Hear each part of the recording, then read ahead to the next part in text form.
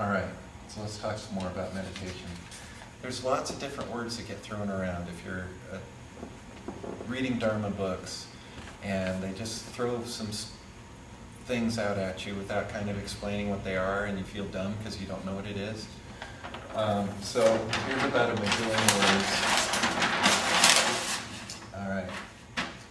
And I'll throw a little Tibetan out of you, just have you repeat it. It's just kind of a blessing. When I started this stuff about 10 or 12 years ago, you know, it's like, no way these squiggly lines will ever talk to me. And I learned some of the, you know, the, what do you call it, the phoneticized. And I finally took a class, and it's like, oh my gosh, I can start to read some of this stuff.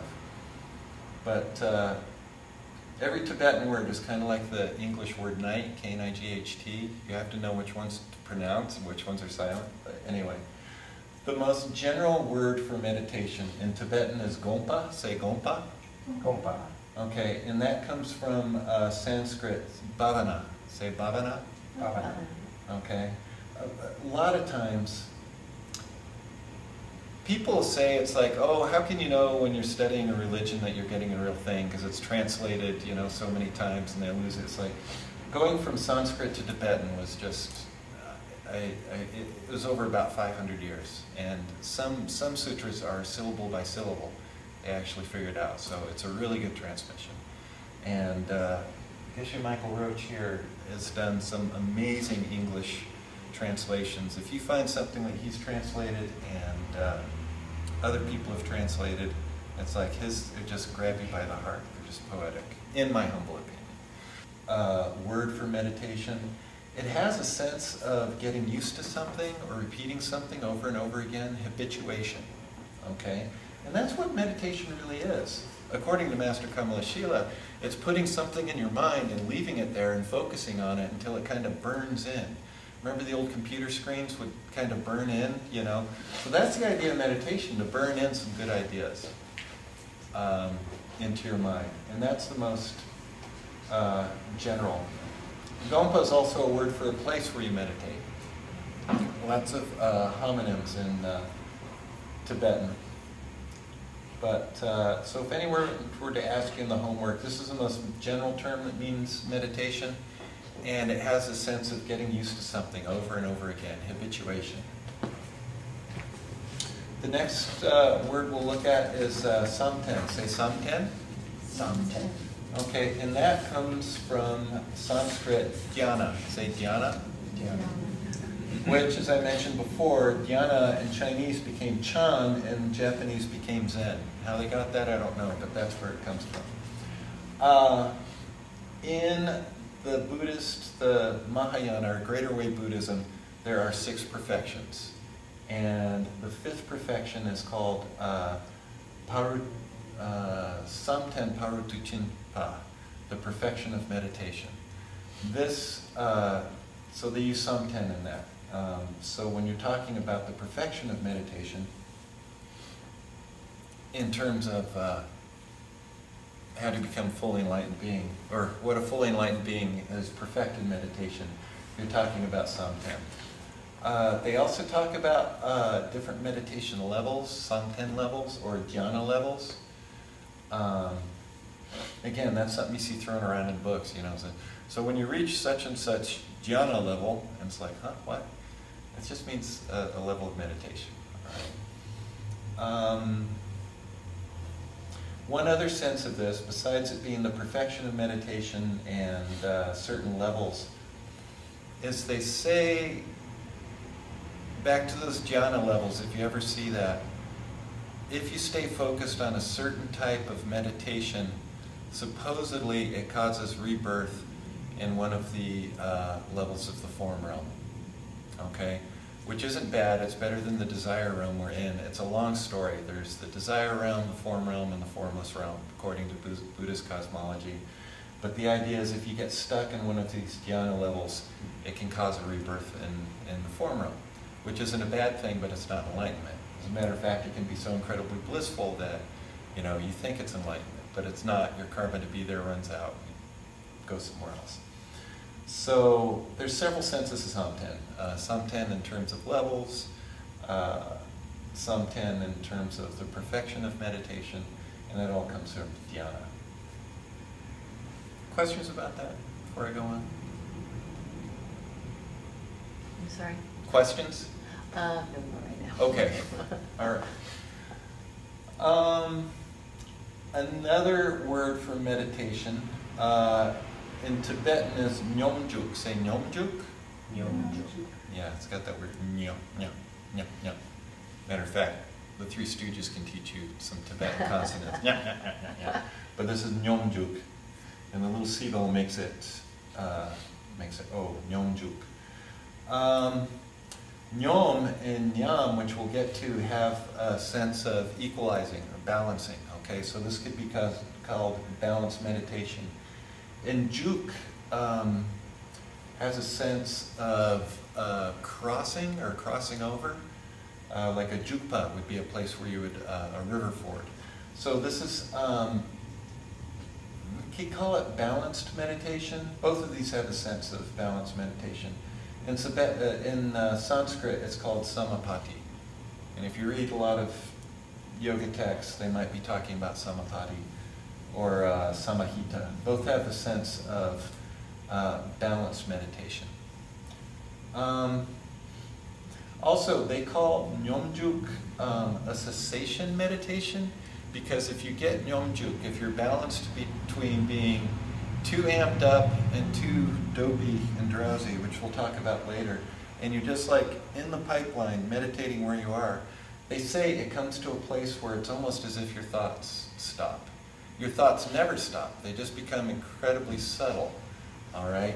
But nyomjuk they talk about as a cessation meditation. They also say it's a causal meditation. If you stay in that almost empty-minded spot, kind of the thing that that Huashang Mahayana was arguing about. Stop your thoughts. Just be balanced and happy, okay? They say those can cause a birth in the formless realm, where you don't even have a body of any kind, subtle or otherwise. All right? And it's great if you're there until it runs out, and then you know, fall again. So, form realm meditations, formless realm meditations, perfection, causal, both of these have a sense of balance, okay? Go to the notes for Nyam Shak. I have trouble keeping these straight. By the way, if for study purposes, go ahead and use the answer key just to review when you do the homework and refer to it, but put it in your own words. Don't, write from the homework word for word. Not cool. And then there's quizzes as well, and then that's all closed book to see how well it's stuck in your head. Okay, Nyam Shak. And again, so that nyam, it's balancing between the two extremes, okay? And also, they use this in trying to describe the path, what you need to get to, this equal striking. Shak has, oh, did I have you repeat? Nyam Shak? Nyam Shak, okay, or samahita. Refer to my notes here because I have a hard time keeping all this straight.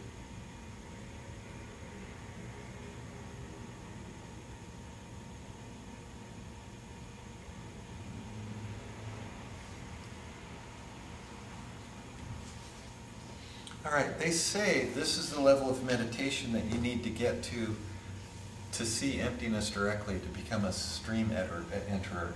The technical term is the, what is it? The fourth level of the first level of the form realm. But instead of just staying in that meditation, you focus on the existence, how things exist. And then at that point, supposedly, you would be able to see emptiness directly. Whole long story, but the nice thing is, if you get to this thing called the path of seeing, you're on greased rails to Buddhahood. You can't not. You've seen ultimate reality. You can't not ever have a lower rebirth. You see your future Buddhahood. It's really an important, huge thing, and almost nobody talks about it, but my teacher talks about it all the time. You can be talking about what they have for dinner, and he says, when you see emptiness directly, so he's always bringing it up. So Nyam Shak is this level of meditation you have to get to, And then that focuses on the existence of things. Kind of a long story, and we'll have to get into it in more detail later on. What else do we say about Nyamshak? When you come out of that Nyamshak meditation that focuses on emptiness, after that is when you realize the 4 Arya truths. Whenever you go to a Buddhist teaching, they say, well, Lord Buddha taught the 4 noble truths. It really means Arya truths, which means sort of the exalted or high truths. And that's when you see emptiness directly, that's what you get. You come out of the meditation. It's like, now I know what they're talking about. Okay, truth of suffering, truth of stopping suffering, truth of the path. Wait, what did I miss? Truth of suffering, truth of the cause, path out, truth of stopping it, and the truth path out of suffering. 4 Arya truths. When you come out of that Namshak meditation that focuses on emptiness. So it's just a term you'll come up with. I don't have much more to say about it. Next, okay, this might sound more familiar. Calm abiding meditation, they call it. Say shiney. Shiney. Okay, shi means peace and nei means to stay. It gets translated a lot as calm abiding, staying, you know, or equanimity, meditation, that sort of thing. In Sanskrit, it's shamatha. Say shamatha. Shamatha. I read a whole book about shamatha, and they kept throwing shamatha in there, except they seemed to assume that the reader was a Sanskrit scholar because they didn't have it SH. They just had an S, which if you know how the transliteralization of Sanskrit, you know that's a sha and not a sa. And then the TH, I didn't know that that meant an aspirated T, ta, instead of ta. So anyway, I read the whole book, and in my mind I'm saying samatha or something like that. I'm trying to learn samatha, okay? So we like to put all of the letters in there that you pronounce, shamatha, all right, or shiney in Tibetan. Calm abiding meditation. And we'll talk about the different stages. This is like just before you get to single-pointed meditation, all right? You don't have to push one way or another. You're just kind of in the groove. Shiney. The highest form of shiney is called ting nye zin. Say ting, nye, zin. Zin means to hold. Like Geshe Michael's Sanskrit name is Lobsang Chunzen, which means pure-minded holder of the Dharma. Chunzen, or Chunzin, holder of the Dharma. Sometimes I can get these out, sometimes I can't. That has a sense of something really vivid, technicolor, okay? So this is like holding, vividly holding, all right? And that's a description of, and here you've heard the Sanskrit a lot probably, samadhi. Say samadhi. Samadhi. Samadhi is the highest form of shamatha. That's when you've really gotten in there. And shamatha is samadhi, that is.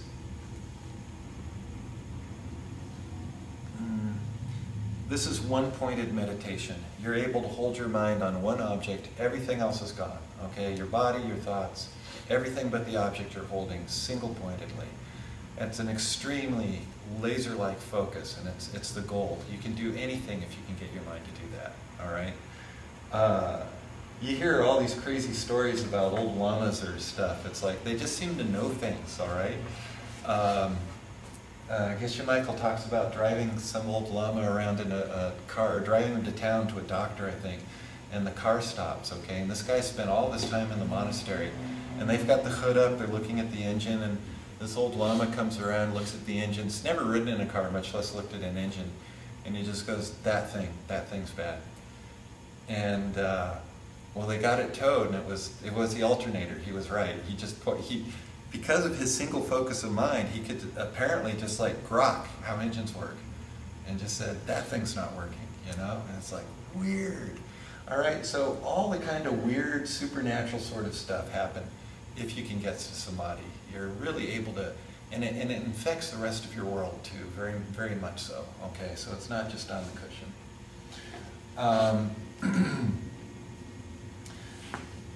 samadhi is a platform to where you can get actual real insights. All right? The most important insight in this tradition is hlak-tong. I know you can't see it from there, but say hlak-tong. Hlak, it's a H-L-A-K, hlak-tong. Okay? This is, that translates to extraordinary seeing. And the extraordinary seeing we're talking about is seeing ultimate reality directly, seeing emptiness directly. Okay? That comes from this exceptional seeing. In Sanskrit, it's vipashyana. Say vipashyana. Or you might have heard of its Pali cousin, vipassana. There's lots of vipassana meditation societies, okay? There's this whole argument between Sanskrit and Pali, okay? A lot of people claim, oh, you know, they say there's the Pali canon. That's all of Lord Buddha's teachings in Pali. He lived in the area where they spoke Pali, so he must have taught in Pali. Okay? The tradition has it that enlightened beings speak in Sanskrit because it's related to, it comes straight from the prana, the inner body and all of that. But I don't know, it's a silly argument, okay? Vipashyana, in Pali they say vipassana. Dharma, which is Tibetan for the truth or the teachings or something, in Pali they say Dhamma, all right? Karma, they call Kama, all right? So it's like Pali is just like a Boston accent or something, okay? You know, oh yeah, I'm working on my Kama, okay? You know, and why they say it's like, no, all that Sanskrit stuff was made up later by the Brahmins who just wanted to try and claim it. No, it's silly, okay? Dumb argument, really dumb argument. So if someone tries to tell you, no, the Pali Canon is really the teachings of the Buddha. And there's a huge argument for it because the monks would, you know, after Lord Buddha died and then 100 years after, they got together and chanted all of the teaching that they remember. And they memorized everything because back then they didn't have to realize 20 phone numbers, social security number and all that.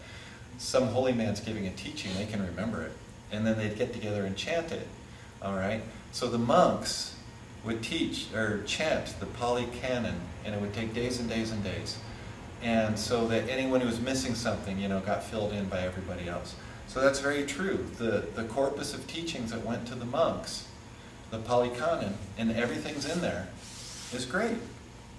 And they say, oh, all that Mahayana stuff is made up and it came later, you know. And it's like, well, no, it was just a different stream, okay? You know, there was the Lord Buddha taught for monks, he taught for bodhisattvas, and he taught the higher teachings for kings and queens and princes that didn't have time to like wander around in the forest, okay? He taught all of those, and he appeared in different ways. So anyway, that's my little shtick about Vipashyana. It's interesting that they call the thing, the Vipassana Institute, they call it insight meditation. Insight is, yeah, and that's true. But what they're really teaching is samadhi, and then the insight comes on top of the samadhi. Matter of fact, the very last question I think in this whole course is we have the technical definitions of single-pointed meditation and the definition of insight. Insight sits on top of samadhi. Hlak-tong sits on top of tingnen zen. You have to get the samadhi to get the insight.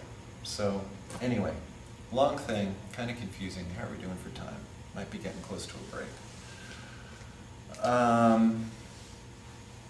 So all of this stuff gets thrown around. There's definitions in the, very clear definitions in the notes. And if you don't want to download it too, you can bring in your laptop and I can put it on a thumb drive for you or something like that. But do the readings, do print out the homeworks, or if you don't want to print them out, you can email them to me as well. They're all in PDFs. You can copy from the PDF and paste into a Word document or whatever, type out your homeworks, and then you can email them to me. And don't let me forget. Okay. Well, you can get it from the website and stuff. So, all right. So that's kind of an overview of all the different terms they throw around for meditation. Let's move on. I think we're finally getting to preparing to begin. Yes, the sixth parts of getting ready to meditate. Step number 1, you clean and set up your altar. We've already done it for you here, okay? As I mentioned, the mats are meticulously cleaned every day and set up a little altar for you. Now practically, what does this mean for you? It's good to have a place that is just for meditation. I've been moving around a lot, so I don't always have an altar set up, but I know when I do have an altar, it's a great thing because it's there like talking to me going, Jim, you have to meditate. No, I'm busy, I got to do this thing. Jim, you know, at the end of the day, meditation's the most important thing. Yeah, but let me finish my cut. Jim, you know, okay. So having an altar really helps, having one set up. All right. Most commonly, probably, we set them up in our bedroom. There's only one drawback that I'll warn you about on that, and I found and other people find. Since the bedroom is like for sleeping, it can make your meditation sleepy because you go in there, the smells, the vision, and everything, it's like your body goes, it's time to sleep. All right, so unless you have it like set off a little bit or something like that, so it's good to have like the corner, it's like, okay, this is a bright, brilliant meditation corner, that's the sleeping place, all right? Or, you know, in the corner of the dining room or something, you know, unless your friends will think you're weird, whatever, you know. Or you know, if you're in a small space, multi-purpose works fine too. Okay? So, and then cleaning is a very nice ritual to get started, even if it's just like getting some hair lint up or something like that. But if you want to vacuum and go nuts and dust and everything, it's just kind of getting your mind ready to meditate. And then make offerings. And all of these are to affect your mind, okay? It's like the Buddha's, the altar doesn't care, all right, about your flowers. It's for you, all right? You can just get a little flower from the yard and put it up. You can do the crazy thing with water bowls and incense and light and all the traditional offerings, which we'll talk about. Just put an apple on the altar, something like that. It's for your mind, all right? Because nothing that's free has any value, right? So why I give free teachings, I don't know. So you make a little offering, okay? So that's the third one. Oh, and I'm sorry, the Tibetan. Say nekang, chidang, tendram. It's getting a little sketchy here. Nekang is an altar. Chi would be to build or put together. Dang is and. Tendram. So clean and set up an altar. Next is make offerings. Chupa. Say chupa. Okay.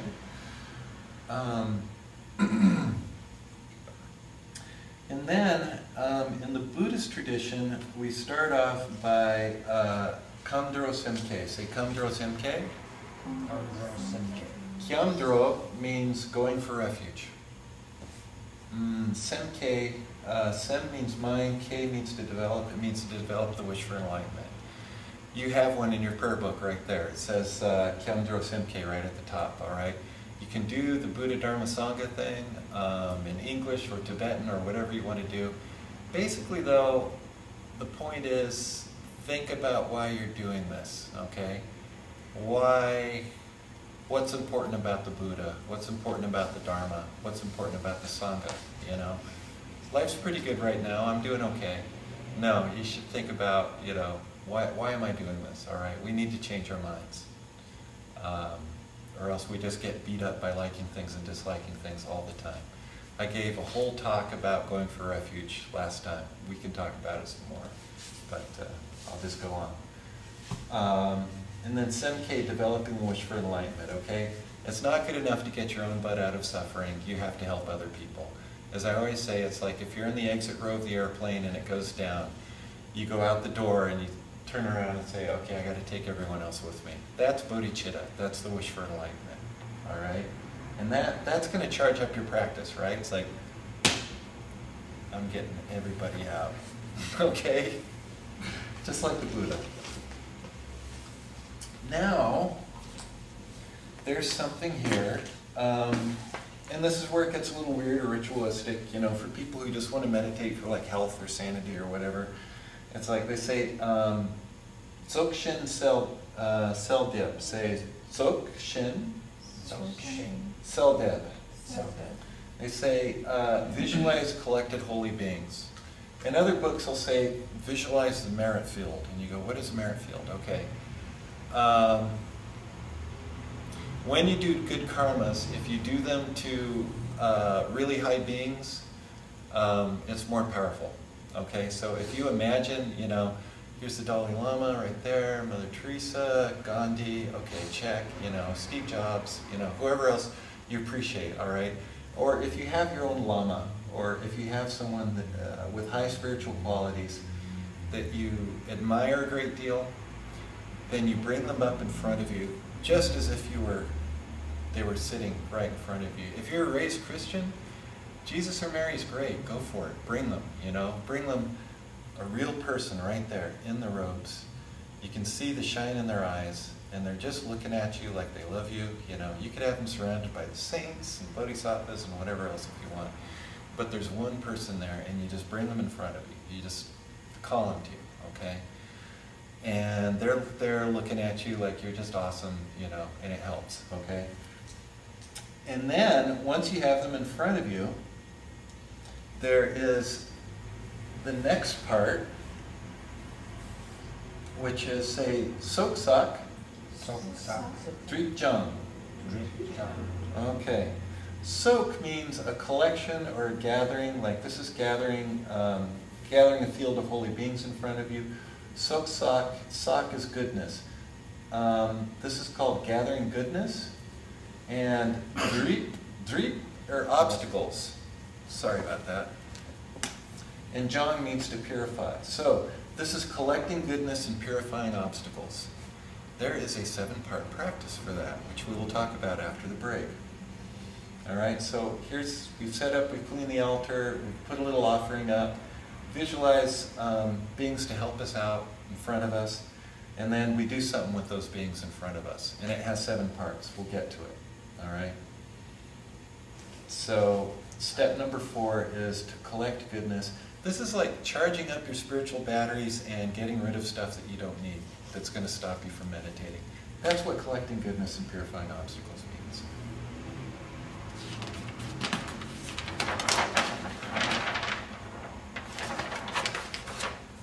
Did I skip number 5? What did I skip? Yeah, this happens. Would you go through the 7 parts of 4 before you go to 5? You know, sometimes I do, but I think I'm going to save the 7 parts for after. Getting ready. 1, 2, chupa. Oh, I just misnumbered. Oh, duh. Sorry about that. Clean and set up altar. Make offerings is 2. No, I didn't. Visualize the merit field. Oh, Capdros MK, I did misnumber. Okay, so we've got 1, 2, 3, 4, 5. Once we've done all this, 6. This comes like, okay, that 7-part practice that we'll talk about. It's like we're offering bribes, we're telling those holy beings how awesome they are, we're confessing our negative deeds to get rid of them. We'll get to that after the break. And then after we've done all this, we just like, help me out here. Just help me out here, okay? So that's the 6 parts to getting started. I'm sorry about the misnumbering.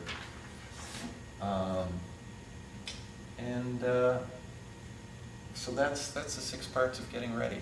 But part number 5 of 6,